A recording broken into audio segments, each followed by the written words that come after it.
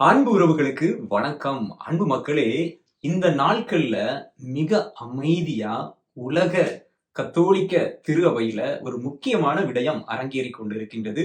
நிறைய பேருக்கு தெரியாது. குறிப்பா இன்னைக்கு நான் ரோமையில இருக்கிறதுனால எனக்கு இது தெரிஞ்சிருக்குது. இல்லன்னா எனக்கும் தெரிஞ்சிருக்காது. அது என்ன அப்படின்னா 800 ஆண்டுகளுக்கு பிறகு புனித அசிசியார் 5 வர காயம் பெற்றவர் வாழும் பொழுதே தாழ்ச்சியின் மூலமாக உச்சத்திற்கு சென்ற ஒரு மாபெரும் புனிதர். உங்க எல்லாருக்கும் தெரியும். எனக்கு பிடித்த ரொம்ப முக்கியமான புனிதர்கள முதன்மையான ஒரு நபர் அப்படின்னு சொல்லி உங்களுக்கு தொடர்ந்து என்னை பின்பற்றி கொண்டிருக்கிறவங்களுக்கு தெரியும். அந்த புனிதனுடைய உடலின் அந்த எலும்பு துண்டுகள், அதாவது நம்முடைய கத்தோலிக்க திருவையில இது என்ன சொல்லுவோம்? ரெலிக்ஸ், திருப்பண்டம் அப்படின்னு நம்ம சொல்லுவோம். தூய தமிழாக்கம் பண்ணோம் அப்படின்னா அதை 800 ஆண்டுகளில் இதுதான் முதல் முறையாக மக்களுடைய பார்வைக்கு வைத்திருந்தார்கள். ஏன் இந்த ஆண்டு இதை வைத்திருக்கிறாங்க, இது எப்படி நடந்துகிட்டு இருக்குது அப்படிங்கிறது எல்லாத்தையும் நேரே போய் உங்களுக்காக காணொலி எடுத்துட்டு வந்திருக்கிறேன். எல்லாருக்காகவும் ஜெபிச்சிருக்கிறேன் மிக சிறப்பாக.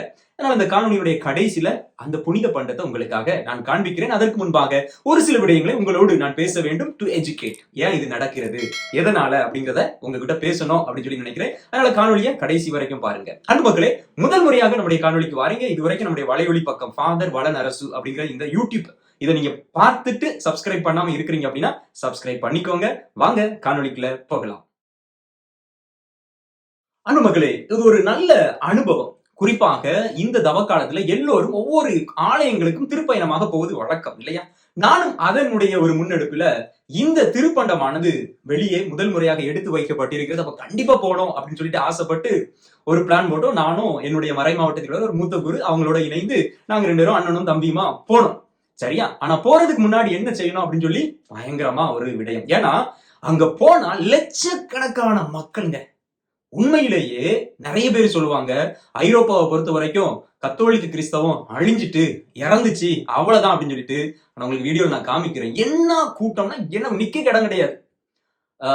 இதை எவ்வளவு அழகா அவங்க திட்டமிட்டு இருந்தாங்க அப்படின்னு சொல்றதுக்கு முன்னாடி ஒரு முக்கியமான ஒரு விடயம். இதுல 5 பைசா கூட திருச்சபை கலெக்ட் பண்ணல. இது ஒரு வேலை வேற மதமோ அல்லது பிரிவினை சபைகள் ஏதாவது ஒண்ணு செஞ்சாங்கன்னா எப்படி காசை கலெக்ட் பண்ணிப்பாங்க அப்படிங்கிறது என் மைண்டுக்குள்ள ஓடிட்டு இருந்து அவங்க எல்லாம் விட்டுருவோம். ஒருவேளை தமிழ்நாட்டுல நம்மளே என்ன செஞ்சிருப்போம், டிக்கெட்டை போடு அப்படின்னு சொல்லியிருப்போம். ஆனா அன்பு மக்களே, மிக அருமையாக அனைத்தையும் இலவயமாகவே இவர்கள் செய்து முடித்தார்கள் அப்படிங்கிறத நம்மளால பார்க்கும்பொழுது உண்மையிலேயே ஒரு நல்ல நல்ல ஒரு முடிவு. இதை நம்ம பின்பற்றணும் நம்ம போற இடங்கள்ல அப்படின்னு எனக்கு தோணுச்சு. ஓகே, அதெல்லாம் விட்டுருவோம். அப்ப முதல்ல இதை எப்படி புக் பண்ணணும் அப்படின்னா ஆன்லைன்ல தான் நீங்க புக் பண்ணணும். 1/2 மணி நேரத்துக்கு 800 பேரை மட்டும்தான் அனுமதிப்பாங்க. டிக்கெட்டு ஒரு 10-15 நாளைக்கு முன்னாடியே நம்ம போட வேண்டியது இருக்குது. அப்பனாதான் உள்ளுக்க அனுமதிப்பாங்க. நாங்க கூட நினைச்சோம், சரி சும்மா ஒரு வேளை பில்டப்பா இருக்கும், ஆனா பாக்கலாம் அப்படின்னு சொல்லி போய் டிக்கெட் எல்லாம் போட்டு எடுத்துட்டு போயாச்சு. போய் இறங்குன நேரத்துல இருந்து அவ்வளவு கூட்டம்.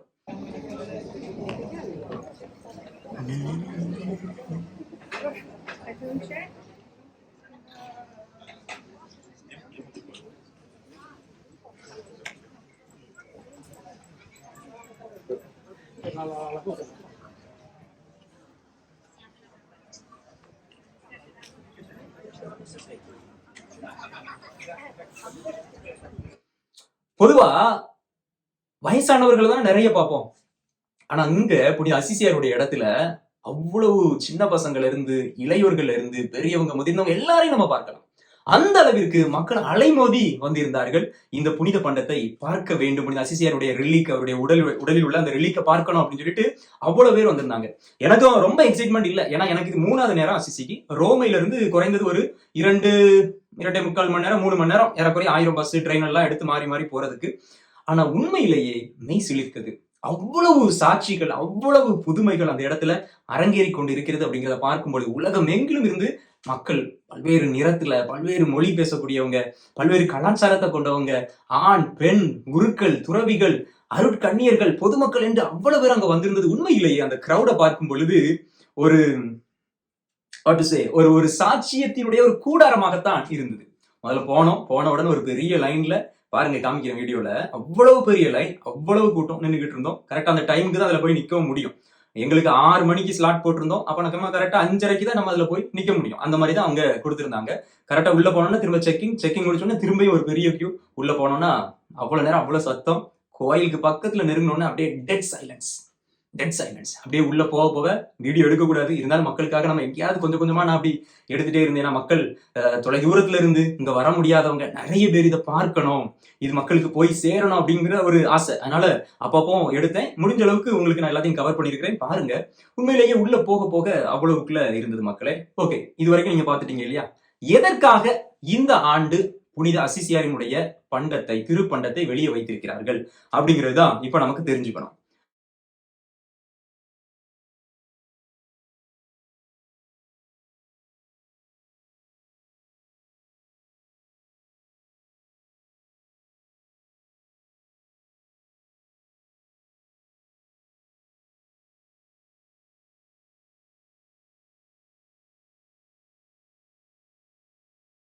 அன்பு மக்களே, இன்னைக்கு நிறைய பேருக்கு நமக்கு தெரியாது. போன ஆண்டு நமக்கு ஜூபிலி ஆண்டு 2025. ஆனா இந்த ஆண்டு ஒவ்வொரு ஆண்டு வச்சு நம்ம கொண்டாடுவோம் திருச்சபையில. இந்த ஆண்டு புனித அசிசியாரினுடைய ஆண்டு, the year of Saint Francis of Assisi அப்படிங்கிறது இன்னைக்கு நிறைய பேருக்கு தெரியாது. கரெக்டா? ஃபாதர் எனக்கு தெரியும் அப்படின்னு சொல்றவங்க மட்டும் கீழே எழுதுங்க. தெரியல அப்படின்னா ஃபாதர் எனக்கு தெரியாது அப்படின்னு சொல்லுங்க, பாத்துக்கலாம், ஒன்றும் பிரச்சனை இல்லை. சரியா அன்பு மக்களே? அப்ப இந்த ஆண்டு எதற்காக புனித அசிசியாருக்கு டெடிகேட் பண்ணப்பட்டிருக்கிறது கத்தோலிக்க திருவையினால அப்படிங்கிற கேள்வி நமக்கு வரும். அது என்ன அப்படின்னா, புனித அசிசியார் இறந்து இந்த ஆண்டோட சரியாக 800 ஆண்டுகள். அவரு இறந்து 800 ஆண்டுகள் ஆனது. அப்போ இந்த ஆண்டை ஜனவரி 10ஆம் தேதியில இருந்து 2027 ஜனவரி 10ஆம் தேதி வரைக்கும் நம்ம அசிசியாரினுடைய ஆண்டினை கொண்டாடுகிறோம். இது நிறைய பேருக்கு தெரியாது அப்படின்னு நான் நினைக்கிறேன். அதனால இதை மீண்டும் அழுத்தம் திருத்தமா நான் சொல்லிக்கிறேன். அப்ப இந்த ஆண்டுல நம்ம புனித அசிசியாரை குறித்து நிறைய வாசிக்கணும், அவருடைய ஆன்மீகத்தை நம்ம தெரிஞ்சுக்கணும், அவருடைய வாழ்க்கை நெறிமுறைகளை நம்முடைய வாழ்க்கையாக மாற்ற வேண்டும் என்று திருச்சபை இந்த ஆண்டை நமக்கு அர்ப்பணித்து கொடுத்திருக்கிறது. அதனால நீங்க கண்டிப்பா அதை பின்பற்றுவீங்க அப்படின்னு நான் நம்புறேன். அன்பர்களே, குறிப்பாக இந்த ஆண்டு இன்னும் கூடுதல் சிறப்பாக இருக்கணும். ஏன்னா இன்னைக்கு உலகம் முழுவதும் போர், எங்கும் அமைதி இல்லை. ஆனால் புனித அசிசியாருடைய ஜெபம் என்னது?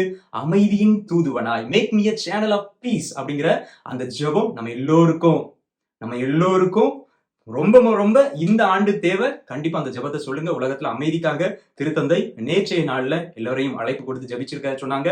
நீங்க ஜெபிச்சிருப்பீங்க அப்படி நம்புறேன். அதே போல எதற்காக இந்த ஒரு மாதம் மட்டும்? ஏன்னா இந்த ஒரு மாதத்துல மட்டும் புனித அசிசியாரினுடைய அந்த அசிசி நகரத்துல அன்பர்களே உண்மையிலேயே பெருமையா சொல்லணும். என்னன்னா ஒரு நபரை கொண்டு ஒரு சிட்டியே உருவாயிருக்கு பாருங்க. புனித அசிசியார் அப்படிங்கிற அந்த நபரை கொண்டு அந்த நகரமே, எத்தனை பஸ், எத்தனை ட்ரெயின், ஓ மை காட். அந்த நகரத்திற்கு அசிசி சிட்டி அப்படி சித்தாதி அசிசி அப்படிங்கறத பேரு. எதனால? இவரால. அதே போல பாதிரே பியோ இருக்கிற இடத்துலயும் ஒரு சின்ன கிராமம், பாதிரே பியோ அங்க போய் இருந்து வாழ்ந்து புதுமைகள் பல செய்து, பல ஞானஸ்தானம், பல நற்கருணை, பல கன்ஃபெஷன், ஒப்புரவு சாதனம், பாவ சங்கீர்த்தனெல்லாம் கொடுத்து அங்கும் பெரிய கூட்டம். அந்த நகரத்தின் பேரும் புனித பியோ உன்னுடைய நகரம். அதே போலதான் புனித அந்தோனியார் பதுவான்னு நம்ம சொல்லவே வேண்டாம். அவ்வளவு பெரிய ஃபேமஸான சிட்டி. எனக்கு இதெல்லாம் பார்க்கும்போது உண்மையிலேயே மெய்சில் இருக்குது. ஒரு நபரை கொண்டு ஒரு ஊர்ல ஒரு நகரமே உருவாகி இருக்கிறது. அந்த அளவுக்கு அவங்களுடைய வாழ்க்கை மிக தெளிவாக, மிக அருமையாக ஆன்மீகத்துல வேரூன்றி இருந்தது அப்படிங்கிறத நம்ம பார்க்கும்போது, அதுவும் 800 ஆண்டுகள் கழித்து இன்னைக்கு இவ்வளவு கூட்டம் ஒரு நபருக்காக போகுது அப்படின்னா தட்ஸ் ரியலி கிரேட்.